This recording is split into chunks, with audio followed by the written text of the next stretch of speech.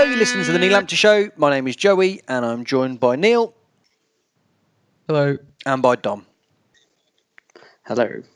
We can at least this week guarantee to be, at worst, the second worst thing you'll have heard this week, I suppose, after today's announcement. But let's try and be a ray of sunshine to everybody by going for moments of the week. Neil, you start us off. My moment of the week is the eventual upgrade to Jordan Shipley 2.0. Yes. After lots and lots of waiting this season to see if he could even perform at this level. And we kind of saw he was in the team before the match. Had a bit of a chat in our WhatsApp group just about, well, it looks like he's got to really do something because he's looked out of his depth really. And yeah, fair play to him. He stepped up, and so much of it is down to confidence and just believing that he could actually play. He's looked very off the pace for a lot of the season, but I was very pleased to see him finally look confident and things actually come off for him, which I quite like Shipley.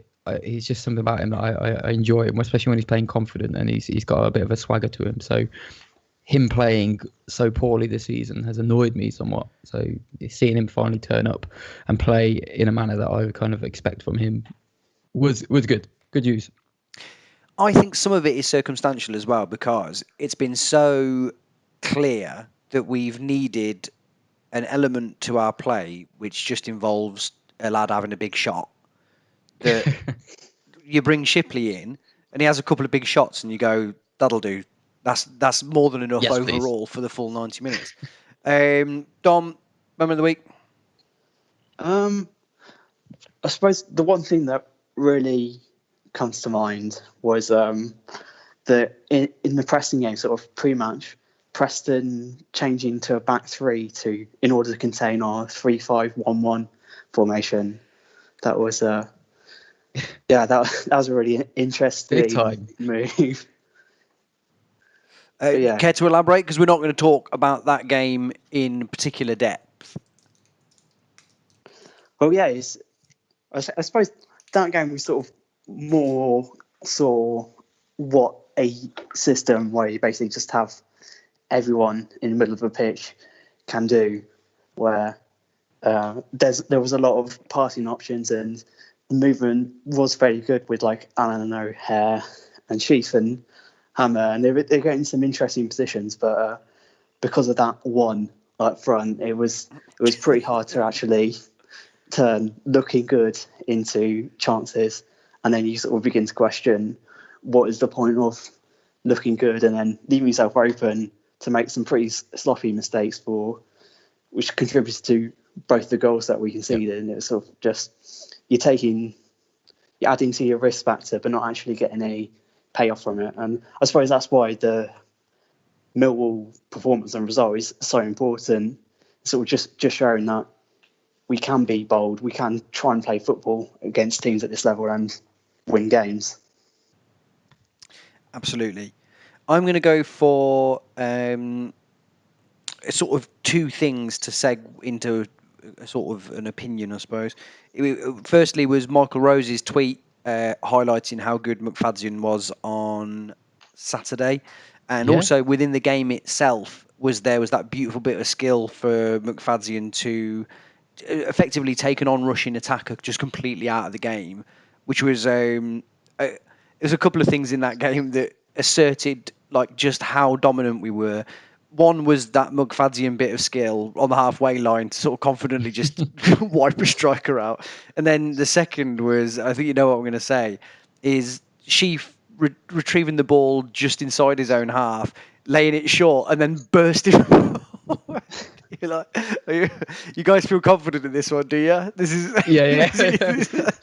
Feeling good about yourself today, do you? You figure that you've got this game won, don't you?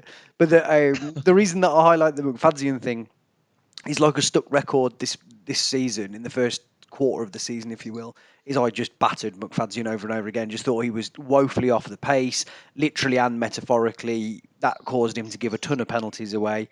And in the interest of balance, actually, in the last 7 or 8 games, this run, yeah, it's pretty good. You'd have to say that I think whilst we have made a switch to playing more defensively, that suited him because it's left it less open.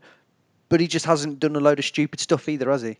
Yeah, you made a good point just about his just position, really. It makes more sense. He's got the two people around him doing kind of the positional work, and he can just be that solid kind of last line of defence, which I think his mentality kind of suits. I mean, when he's desperate, it's bad news. But when he's kind of got people around him and he's just picking up the bits that they haven't dealt with, that seems a lot more his style, really. And no, I'm with you. I think he's really he has stepped up, and he's being kind of that leader, that captain that we need in the defence, especially when you've got a couple of young uns ahead of him as well. So yeah, fair play to that man. I think it must be difficult because I have admittedly not watching Football League week in, week out for the last 15 years. But my recollections of Mukfadzian was as of a player that offered something more than just being a stopper in the past. But I should imagine that went hand in hand with a period of his sort of athletic life where he was able to get around a lot easier and a lot better. And it must be difficult to then reduce yourself, in inverted commas, to being like a stopper once your legs and your technique aren't what they were when you were 24, 25 perhaps. But that equally, that's still a completely valid role in the team, isn't it? And I think fair play to him for whatever function it is, but that I think he's been very, very good over the last few weeks. So fair play to him. Right, we are going to talk about the fiesta of football that was the Millwall game, Neil. Where would you like to start? Yes, I enjoyed that. I mean, element of frustration about it because it should have been a hell of a lot nil. But I thought we were excellent for a lot of it. The team, there's a few little tweaks. So we've already mentioned Shipley came in to the team, so it was basically him and O'Hare as our attacking options behind Godden. But I guess we should mention now. I mean, he hasn't seemed kind of full fit since he's come back into the team. And obviously, he didn't last too long in that game either. I got to be honest, I haven't heard too much since then. I don't know if there's been any news on him. Is it just a recurrence of that injury or what? It's the same injury, and Robin's fessed up and said he wasn't really well enough to play, but they hadn't really got a choice. Although they had, obviously, because they could play Bakayoko or Biano. Yeah. And it's a recurrence of that injury. Mike, he didn't say it explicitly, but it feels like it's a sort of month to 2 months. Yeah, I mean the fact that he's gone down again, and it's obviously not strong enough. It's not repaired itself yet. So without being physio man, let's give him the time he needs. I think we do have options. We do have kind of the ability to kind of adjust things up front. You've got Biamu, you've got Bakayoko. You can mess things about with the formation as well. So rather than force it, because I don't think we really do need to force it, to be honest. I'd much prefer just to let him get himself sorted. But yeah, that was the shape of the team, and it was all fairly self-explanatory. You've obviously got Hamer, who's I think is playing excellently at the moment, and he did the same again against Millwall. I just think there was a real slickness about us in that first half. You had, O'Hare, Shipley, and Hamer were just all working incredibly well together, just little one-touch football, and it only takes a few little passes early on in the game to set the tone and set the confidence, and we kind of had that. You had O'Hare bringing the ball down nicely and just turning quickly, and just, he's been getting a lot of grief stats-wise because he hasn't got an assist in however many games. I assume that's being validated. He hasn't got an assist in 40-something games or something. It does feel right.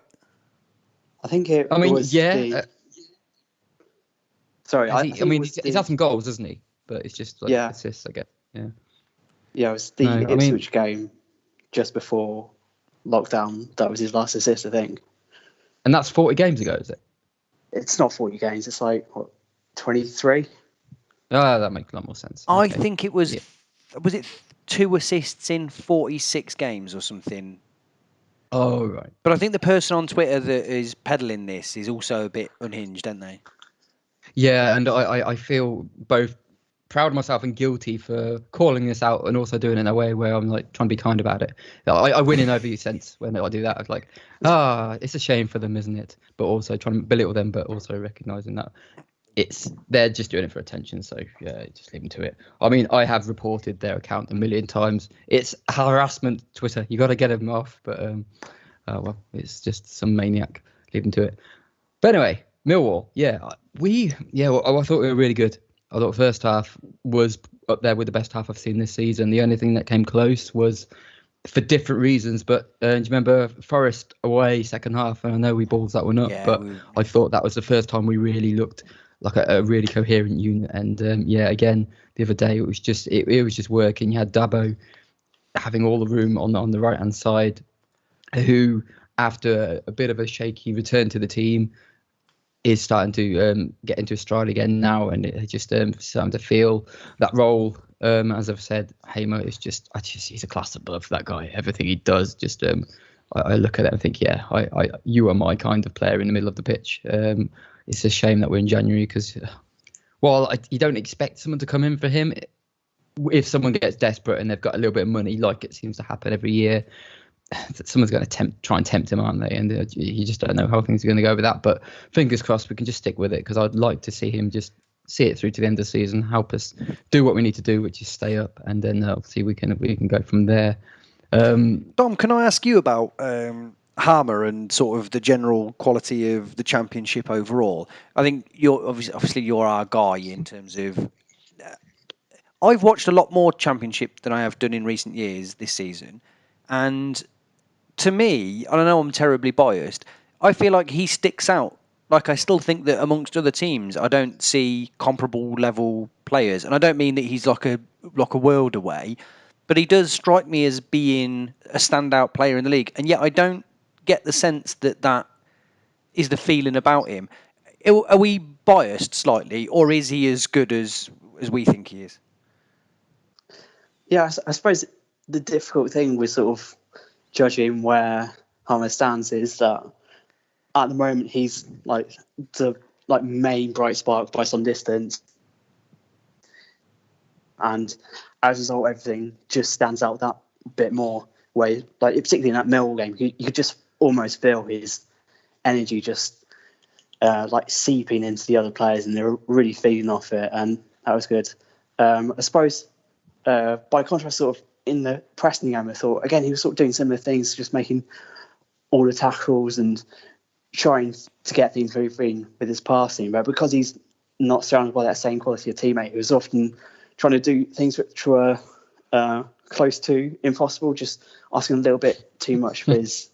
Well, like hitting him from the halfway line, that sort of thing. Yeah, and I think there has been a few games where it's felt like he's almost grown a little bit frustrated, and maybe that's not quite the right word, where you can just feel that he feels the need to do everything for the team, and that those times you can go, well, maybe just take a step back and keep things a little bit more simple to keep things flowing. And again, sort of in terms as he ranks in the Championship midfield, I suppose what makes it hard is because he's not surrounded by top level Championship players.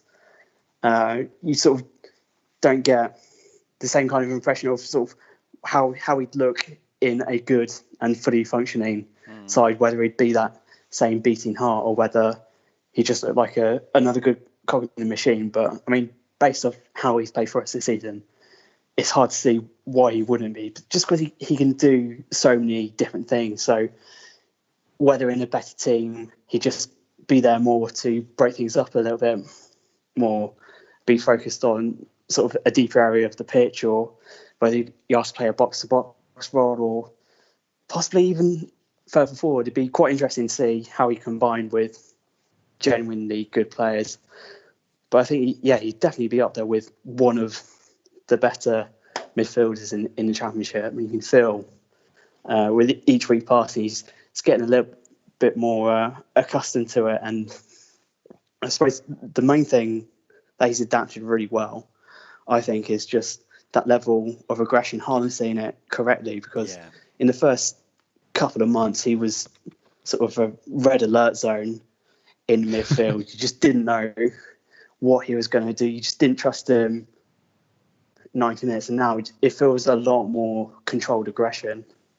Yeah, it's a shame, isn't it? I agree with you. That is a big backward step. It's that variance of play that I think impresses me more about it, because he's not one-dimensional. He's not just sort of a silky player. He's got all of the passes and he's got the vision. And like you say, I think Paul made the same point in the last pod, where he is he's regularly on a different wavelength to the rest of his teammates, and that can be frustrating. But I think in the last few games, especially, what's really impressed me about him is just, I'm going to say engine, but his tenacity. I mean, in positions when other players would not be able to retrieve the ball, or where they would just be too tired, and you know when they've just done a long bursting run or something like that, and it's just they're spent and they you can't feasibly expect them to do anything else. He seems to find a way to then just switch and go back into retrieval mode, and it's so impressive to me, because to have that in your locker, somebody who's able to kind of draw out that additional bit of like fire out of nowhere. And not to go to the very end of the match already, but like we're talking about him kind of reining things in, he does such a good job of that at the moment. But then last minute of the game, out of nowhere, he just seemed to think, right, I am now going to give away a free kick, and he just went on the rampage, kicking, and then at the end he kind of karate chopped someone in the midriff just to give away the free kick. And you're like, well, that's mad. What are you doing that for, mate? So I think it was just like his inherent lunacy came out of him there. He was just getting a bit frustrated. But yeah, that's for the end of the match. Just I guess we should go back to actually scoring a goal in this one, which was a really good goal. And I tell you what, Dabo's influence in that goal, it can't be understated. I mean, just the obvious thing there would be to pass the ball back, just to go back to safety, start again. But for him to kind of have the wherewithal to use his wrong foot and swivel and get that 2-0 hair, basically made the break. And it's kind of many other right backs wouldn't have been able to do that, or at least wouldn't have seen that pass and would have been quite passive there. He wasn't. It was a great reverse pass into O'Hare, who, again, for the first time in a while, picked out the key pass, and it was a good pass. It wasn't like too far ahead of the player or anything like that. It was right into his stride. Shipley, whether he got lucky or not with the touch or not, I'm going to give it the benefit of the doubt. I think it was a good touch. You fancied them to put it away, hit the post, and then it was just, the defender made the pig's ear of it. And then Shipley still celebrates like it's his goal. Fair play to the man. You might as well. I mean, what are you going to do? Just you're kind of embarrassed to do it, but also it's like, well, I don't know when I'm next going to score my next championship goal, so I'm going to take this one. And it was, we deserved it. We look really good. I thought we were looking strong. We seem to have the numbers on them in the back, and they also, we have to point out, they were atrocious. They really were a poor team. Whether it's just one of those days for them, I haven't seen too much of them this season, but if that's anything to go with, then they're going to struggle. I mean, I guess I'll ask that question now of you, Dom. Like, what are they like? Was that symptomatic of their normal play? Are they normally that poor? I suppose it has been kind of a strange kind of season for them, because they ended last season quite well and expectations were quite high, and they signed a few interesting players, including Troy Parrott, who's supposed to be Tottenham's next goal king or whatever, which hasn't really come off, and they've really struggled to score goals. I think they're a team that's quite used to just defending really well and nicking things at their end. So they're not too long away from being a League One side. And I think that mentality of we've got to survive first and we'll care about the attacking play a bit later is still running through, and sort of caught in a kind of transitional moment. I thought we saw in that game Ryan Woods in midfield for them was a really classy player. Just is that a ginger guy? Yeah, his passing range, it was just picking holes through our defence when he managed to get a little bit more time on the ball, and he's sort of been the key for them for trying to evolve. But yeah, they have been quite toothless in front of goal for quite a while, just because they're just so used to being just a solid, competitive, physical team. Yeah, and that's not to say that we are some excellent team and we are far superior in that, because we know we've been fairly toothless ourselves. But I still think, even with the lack of goals, I sense we're a nice little team. I think we've got something about us. We've got some good players in good positions, and we've just not really had kind of the force about us this season to kind of make some of those games, turn them into wins when they should have been. So I feel we're a few wins short of what we actually should have achieved this year. But yeah, I just thought when that goal went in, and then obviously 6 minutes later you got Hamer taking the free kick. It's an interesting one. So he's a great set piece player. I don't know whether that just means that he's kind of our default. You're going to have to take all our shot free kicks as well, just because he is a good free kick taker. But I don't quite know whether he's got that in him or not, to be honest. I don't know whether he's got the deftness about him that he keeps trying to put into his free kicks from around the box. But it hit the wall and it came back to him, and he's just that player who you want that to fall to. He's shown already that he's got kind of flawless technique when it comes to just giving himself time and not rushing these things. And it was a good hit. I think did it come off Cooper again? Yeah, I think that went in again. So it was his goal. It wasn't an own goal this time, but that was 2-0. We were looking great, and I just thought we then continued our kind of attacking mentality, and by that point play was starting to really tick, and everything was looking good. And we went in, it was 2-0 at half time, and I was really pleased. I thought we played amazingly well. I thought we probably should have had more goals. We could have had more goals. We were just making a bit of a pig's over the last pass, but it was all looking good. And then you move into the second half, and I don't think we really changed too much. We continued on our kind of confidence, and we were still picking them apart really, but we just couldn't.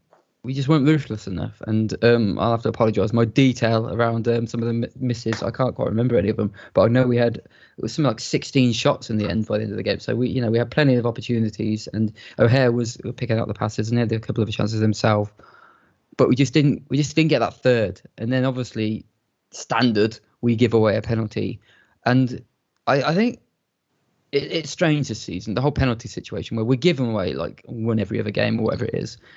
A lot of them, well, some of them are debatable, and I think are just really soft.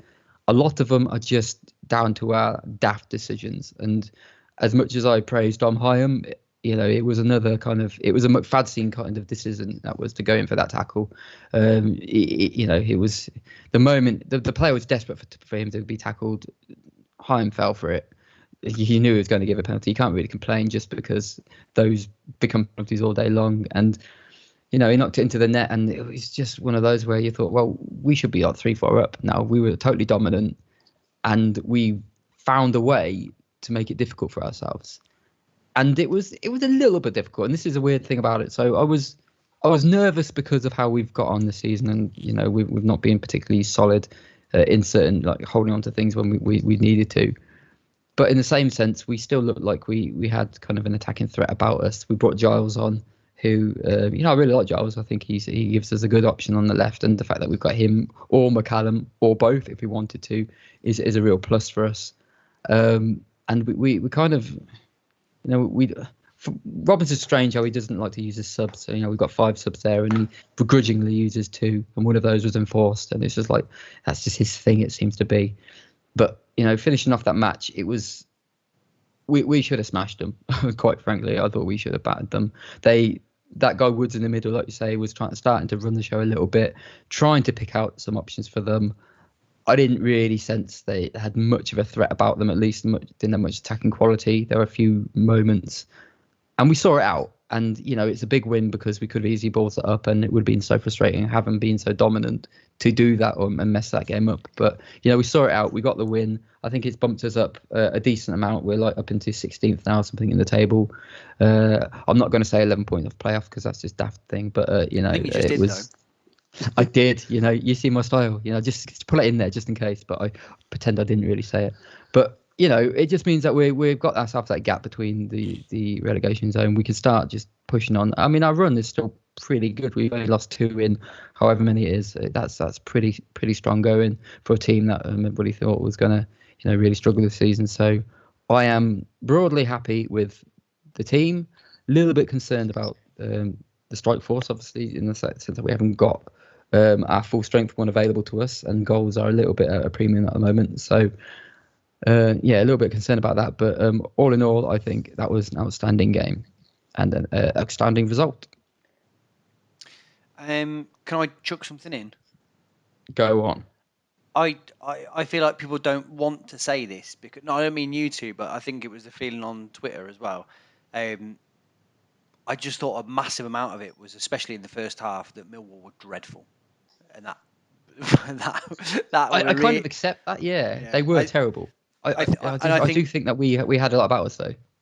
I think we did, but I would be interested to see whether we would have as much about us against Yeah. Okay. Cardiff, or do you know someone sort of roughly mid-table that wasn't? I mean, I just thought Millwall were atrocious. I It thought that helped.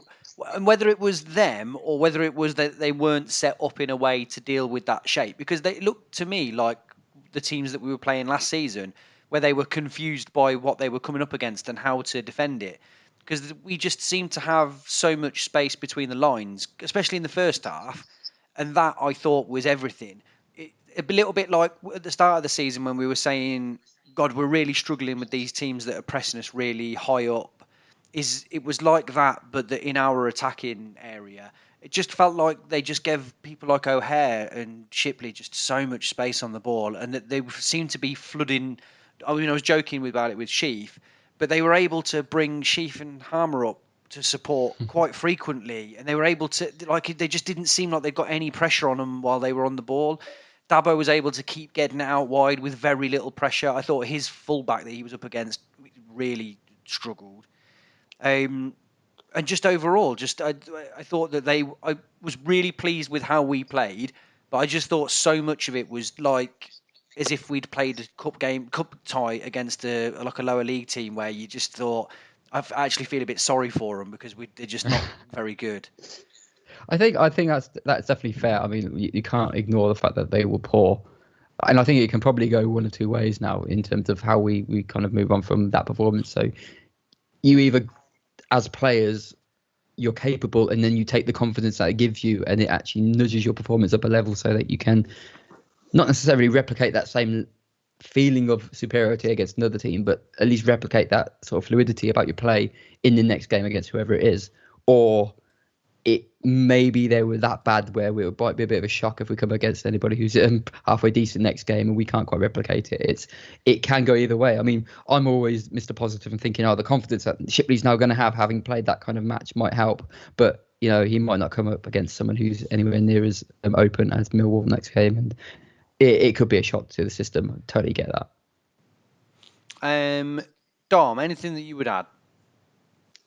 Nothing in particular. I suppose about sort of seeing the game out. I thought there was a few spells like in the final 5 or 10 minutes where there was just some really impressive shepherding of the ball. That deserved some congratulations. Thought, yeah, Max Biamu and Callum O'Hare, just the way they're able to get their body between defenders and ball was very impressive. Yes. And of course, that led to the sending off. I totally missed that. Where O'Hare got between their centre back and the ball. It was quite interesting. I was reading like Gary Rowett, the Millwall manager's post-match comments. He said, "Oh, that's never a yellow card," and it's just like that's a rugby tackle. It's like I suppose I can sort of see where he's coming from. Where it's like O'Hare has gone into that challenge expressly to win a foul.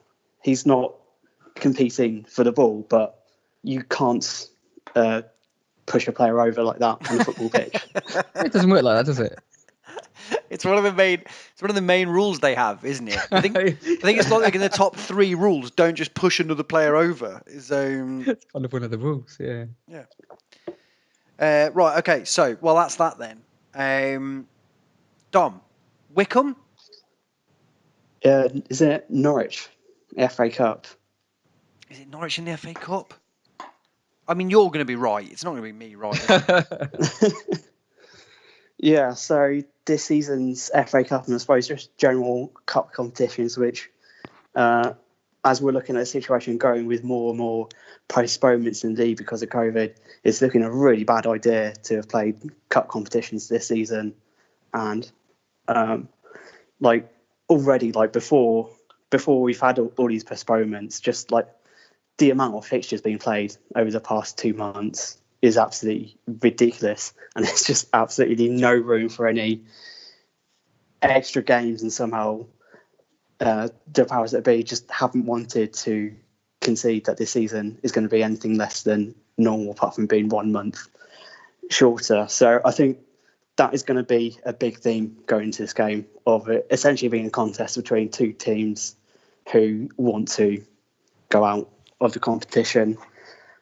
So Norwich, they're top of the Championship. They're competing for promotion. They've come through an absolutely horrendous spell of injuries, which it seems a lot of teams are, again, related to just this mad scheduling of the season. When we played them back in November, they had basically a team out injured, and I think that contributed to us having quite a decent result and performance against them, where they looked quite good in possession, but they just didn't seem to have any kind of energy levels to sustain it. And as the game wore on, and Mottram was actually using his 5 substitutions for once, worked out really well, and we grew into that game. But I think the difference here is that Norwich have more players available, and they're better able to rotate their squad versus our second string team. So I don't think it's going to be a match either side's particularly desperate to win. In terms of Norwich's style, under Daniel Farker, they play some pretty good, neat and tidy possession football. Their movement around the penalty area is really good. They've got a few players who didn't move on in the summer, possibly related to the sort of the financial situation in football at the moment. So Emiliano Buendia, who was one of the most creative players in the Premier League last season, for some reason, no one really came in for him. Had Todd Cantwell, he had Max Aarons, a right back who has been linked to Barcelona over the summer. There's a real depth of talent at Norwich. Surprisingly, not at left back, where despite having signed Sam McCallum last January and then adding another left back over the summer, they found themselves in a situation where they're playing a right-footed central midfielder in Jakob Sørensen there, and it doesn't look like they have any other plans but to play that guy. It doesn't seem like there's a recall for McCallum in the offing. It seems like they're fairly happy to have him here and playing for whatever reason. But yeah, that's the thing, isn't it? It just doesn't make any sense. Yeah, it's very strange. Sort of, there seems to be a little bit of a thing with Daniel Farke. He's one of those managers who quite likes to show that he can play players in different positions. They've got Marco Stiepermann, who's sort of an attacking midfielder. He's played winger, striker, and fullback for them. You kind of get managers like that who, I suppose, just don't like having a massive squad of players to work with, and just like focusing on that core group. But again, this is going to be a game between two second-string teams.